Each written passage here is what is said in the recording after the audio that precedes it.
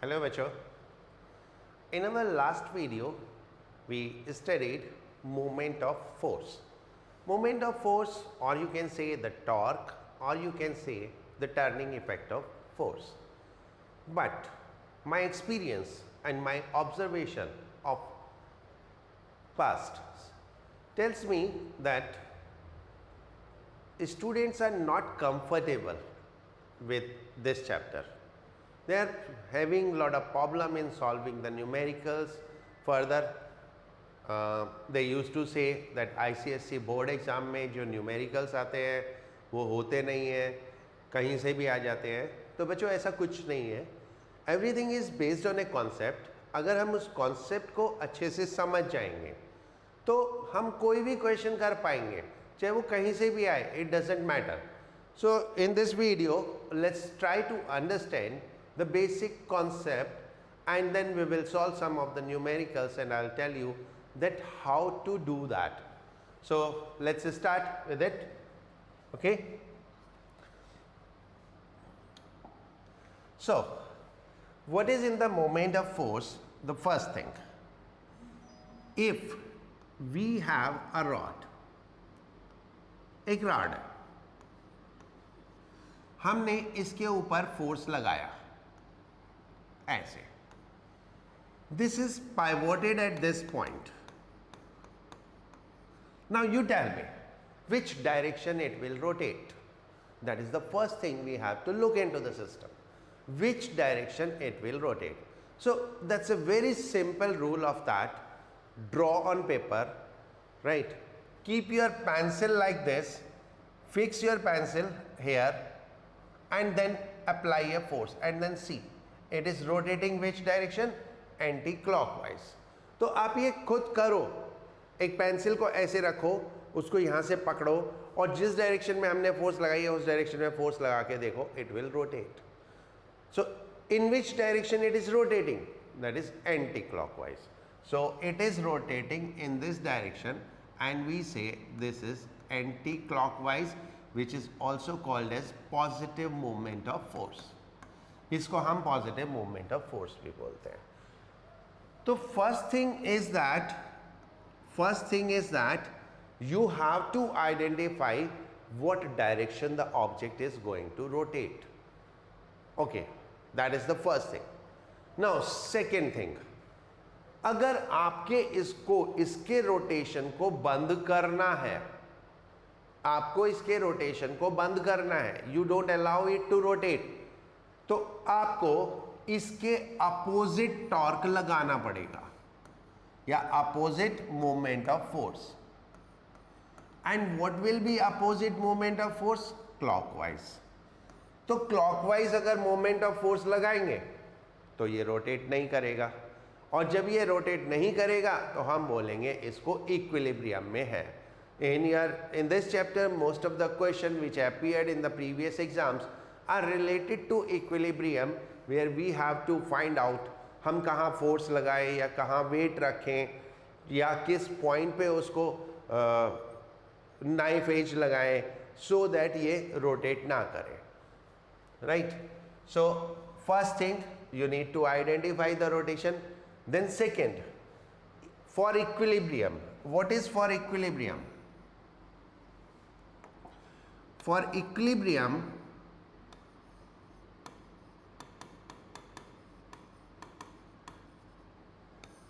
sum of clockwise moment of force should be equal to sum of anti-clockwise moment of force. Right? That's very simple thing. आपको हर उसकी rotation की direction identify करनी है, clockwise moment of force, anti clockwise moment of force, और सबको equal कर दो. Okay, let me show you one of the example by that.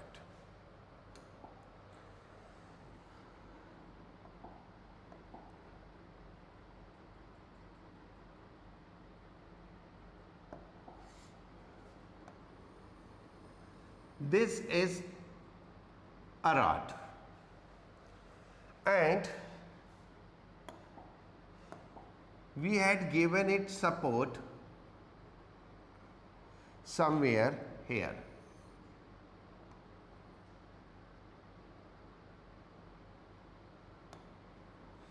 Right अब आप देखोगे ये रॉड इस पॉइंट से इस तरफ ज़्यादा है और इस तरफ कम है, तो आप कॉमन सेंस से इतना बता सकते हो कि ये रॉड स्टेबल नहीं रहेगी. This rod will not be stable. ये स्टेबल नहीं होगी, ये रोटेट करेगी. ये रोटेट करेगी क्योंकि ये ज़्यादा इस तरफ निकली हुई है, तो ये ऐसे रोटेट करेगी इस टाइप से, और जब ये एंड ऐसे रोटेट करेगा तो ये एंड भी ऐसे रोटेट करेगा. So what is the direction of rotation? This is clockwise. ये क्लॉकवाइज रोटेट कर रहा है. अब आपको इसके रोटेशन को बंद करना है, तो आपको क्या करना पड़ेगा? उससे पहले लेट अस आइडेंटिफाई कि ये रोटेट कर क्यों रहा है. क्योंकि किसी भी ऑब्जेक्ट का जो वेट होता है वो उसके सेंटर पे होता है. तो कहीं पे यहाँ पर, कहीं यहाँ पर सेंटर है, यहाँ पर सेंटर है, तो ये इसका वेट है. This is the weight. Okay, and this weight is causing rotation. Which direction? Clockwise rotation. To stop this rotation, you need to apply which moment of force? Anti-clockwise. अगर आप anti clockwise moment of force लगाएंगे तो ये rotate कर जाएगी. अब आप मुझे बताओ anti clockwise moment of force हम कैसे कैसे लगा सकते हैं. You need to tell me. I am drawing some of the forces. You tell me. If this force will cause anti-clockwise? No. This force is very much similar to the weight. तो ये तो इसको नीचे ही लाएगा, तो ये तो काम करेगा नहीं. Then will this work? तो देखते हैं.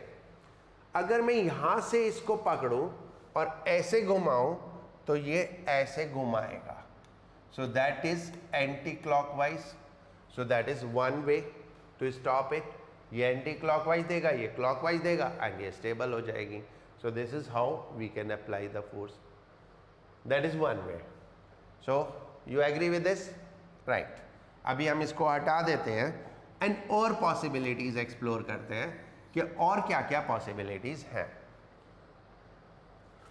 Let's see. If I apply a force here, तो ये क्या करेगा? ये क्या करेगा? क्लॉकवाइज और एंटी क्लॉकवाइज. तो मेरे हिसाब से ये इसको क्लॉकवाइज देगा, एंड क्लॉकवाइज में तो क्लॉकवाइज ऐड होगा, तो ये तो रुकेगा नहीं. तो this is also a failure. तो ये भी काम नहीं करेगा. Now, if I apply a force here, will it work? Yes, it will work, क्योंकि ये एंटी क्लॉकवाइज रोटेट कराएगा ऐसे, and then we will get equilibrium.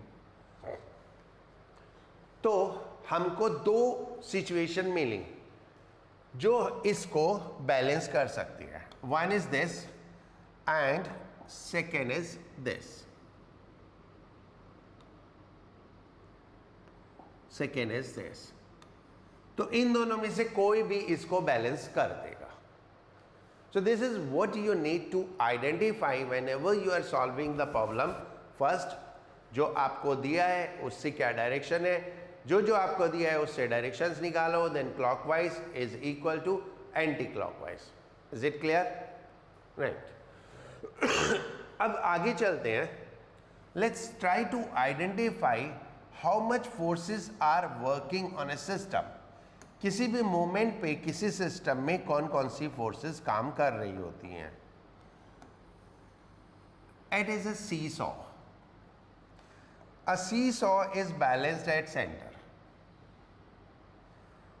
A seesaw is balanced at center. एक seesaw center पे balance होता है.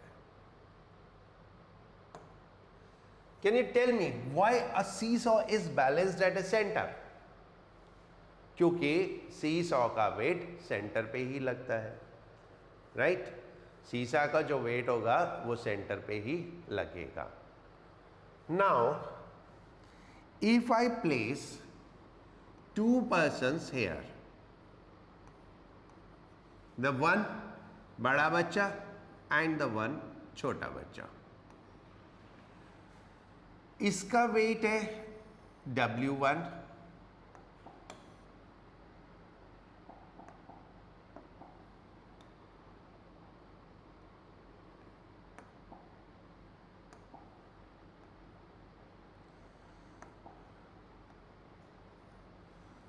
and let's assume it is acting at just corner.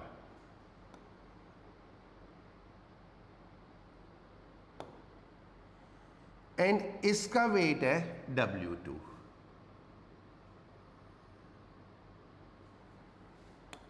This weight is W1, this weight is W2.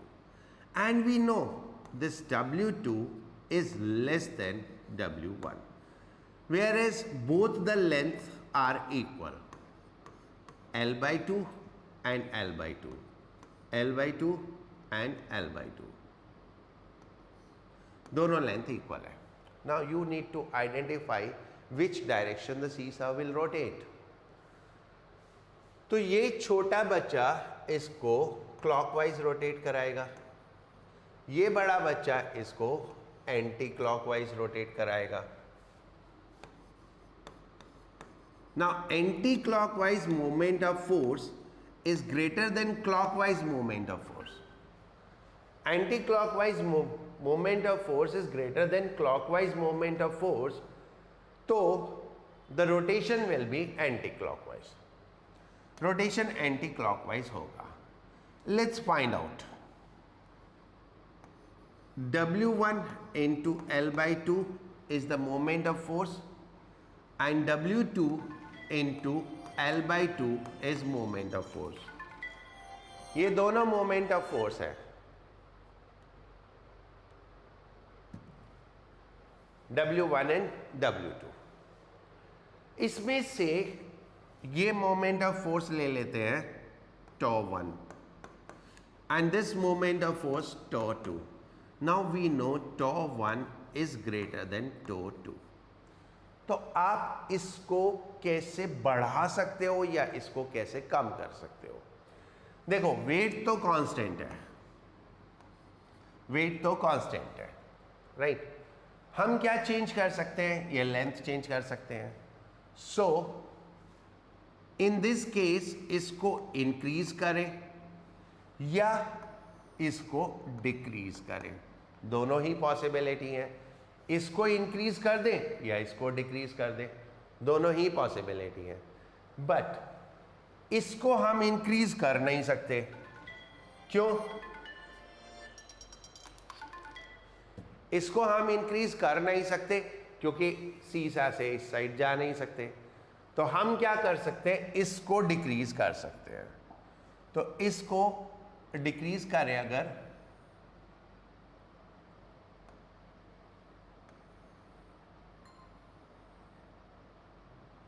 तो हम इसको आगे ला सकते हैं. If I bring it forward, now the weight will be here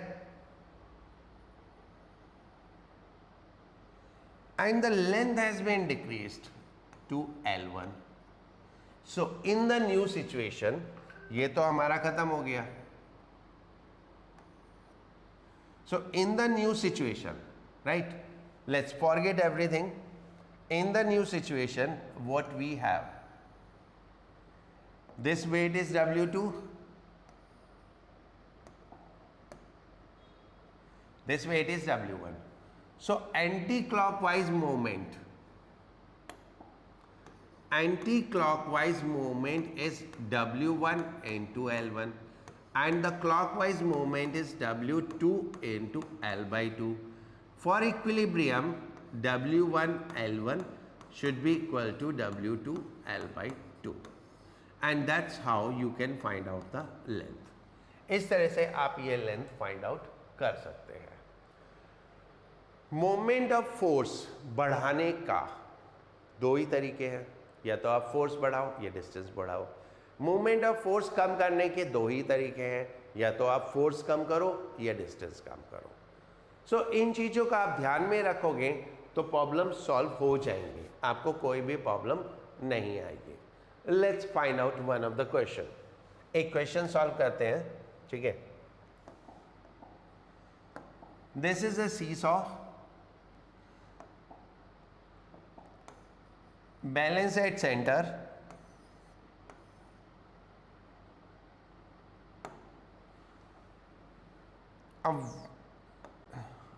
a weight a boy 50 kg mass is at 30 centimeter. 50 kg mass is at 30 centimeter and another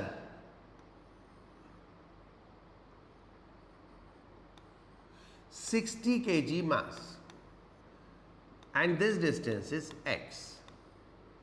So find the value of x so that seesaw remain in equilibrium, or we say seesaw is in horizontal. So first we need to identify the weight. So this weight is 60 kgf ले सकते हो आप, and this weight is 50 kgf.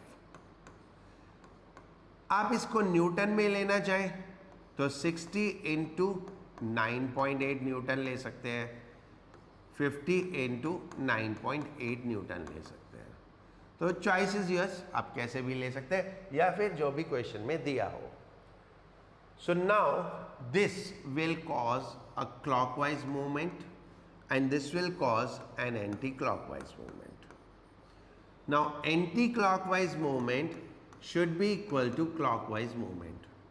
The anti-clockwise movement is 60 into x and the clockwise movement is 50 into 30. So x should be what?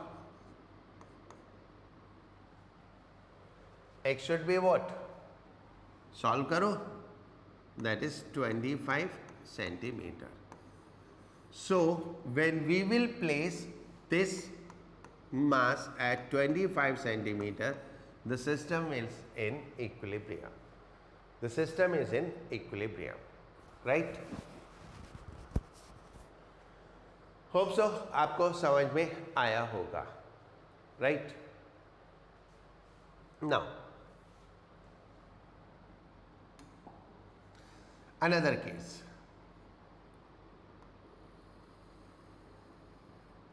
This is a machine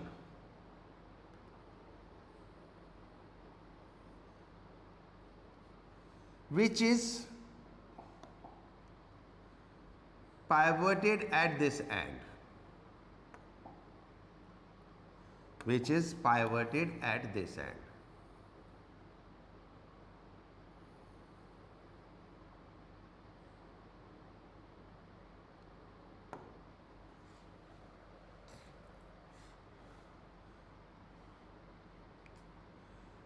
ये wait है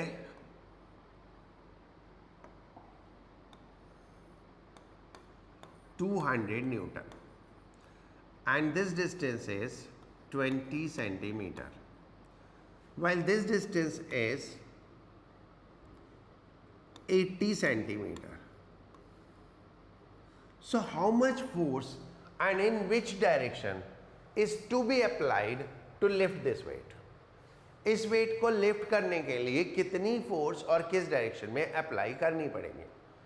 so most of the time student does a mistake कि lift करने के लिए इसके opposite force लगाएंगे, ठीक है. Most of the time student do the mistake, इसको हमें उठाना है तो इसके अपोजिट फोर्स लगानी है और यहीं पे गलती कर जाते हैं. चलो देखते हैं. अगर मैं इसके अपोजिट एक फोर्स लगाता हूँ F.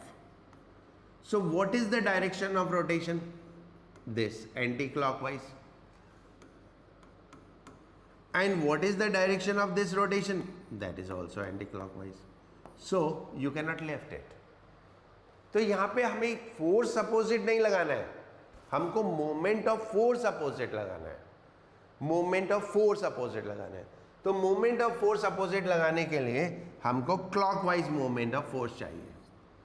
Clockwise moment of force तो हमें फोर्स ऐसे लगाना पड़ेगा F, and this will give a clockwise movement of force. So now if I do calculate the anti-clockwise moment of force is equal to clockwise moment of force. So anti-clockwise is 200 into 20 and clockwise is F into 80. So 24 and F is 50 Newton. So what has happened? It's very interesting. हमने एक बहुत कम force लगा के ज़्यादा wait उठा लिया. This is the advantage of moment of force. आप कम force ज़्यादा डिस्टेंस पे लगाओ तो आप ज़्यादा वेट लिफ्ट कर सकते हो. What happen if I make this 160 centimetre, if I make this 160 centimetre तो हमें और कम फोर्स लगाना पड़ेगा. ठीक है, तो जितना लंबा हैंडल होता जाएगा उतनी फोर्स कम होती जाएगी. जितना लंबा हैंडल होता जाएगा उतनी फोर्स कम होती जाएगी, क्योंकि लंबाई बढ़ने से मोमेंट ऑफ फोर्स बढ़ता है, तो हम कम फोर्स में भी ज़्यादा वेट उठा सकते हैं. ठीक है, look into the contrary of this. इसके कॉन्ट्रेरी देखो.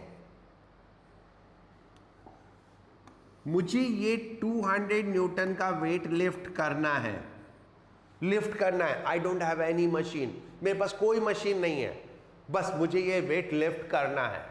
ठीक है, सिंपल हाथ है मेरे पास और कुछ भी नहीं है, तो मैं इस पत्थर को ऐसे उठाऊंगा, और जब मैं इस पत्थर को ऐसे उठाऊंगा तो मैं एक फोर्स ऐसे लगाऊंगा, and this force should B minimum 200 Newton.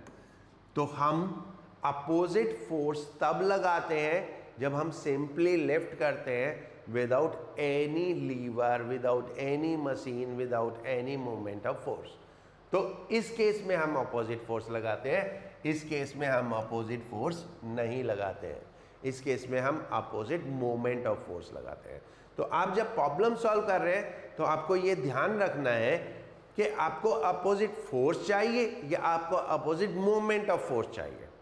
ठीक है, in one more video I will solve some of the questions. अभी तो मैं आपको सिर्फ कॉन्सेप्ट बता रहा हूं कि कॉन्सेप्ट क्या है. Okay, right. So one more concept.